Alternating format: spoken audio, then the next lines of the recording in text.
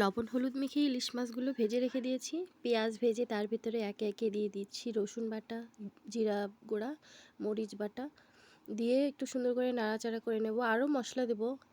তো আমি কি রান্না করছি জানেন, আজকে ঝাল ঝাল করে একটু ইলিশ মাছ ভুনা করছি, কারণ অনেক জ্বর ঠান্ডা, কিছু খেতে ইচ্ছে করতেছে না। তো একটু হলুদ গুঁড়া দিয়ে দিলাম, লবণ দিয়ে দিলাম, ধনিয়া গুঁড়া অল্প করেই দিলাম, দিয়ে মশলাটাকে অল্প একটু পানি দিয়ে কষায় নেব। বেশি একটা পানি দেবো না, এখন এই পানিটা মশলার সঙ্গে কষায় নিছি, এখন বেশি করে পানি দিয়ে দেবো।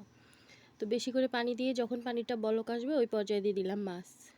তো আমার অনেক ঠান্ডা লেগেছে, জ্বর এসেছে, তো আমি কিছু খেতে পারছি না। তো ভাবলাম যে ইলিশ মাছ এভাবে একটু ভুনা করলে যদি খেতে পারি, এই জন্য আর কি রান্না। তো আমার রান্নাটা আপনাদের কেমন লাগতেছে জানাবেন, আর আপনারা কি এভাবে রান্না করে খান কখনো?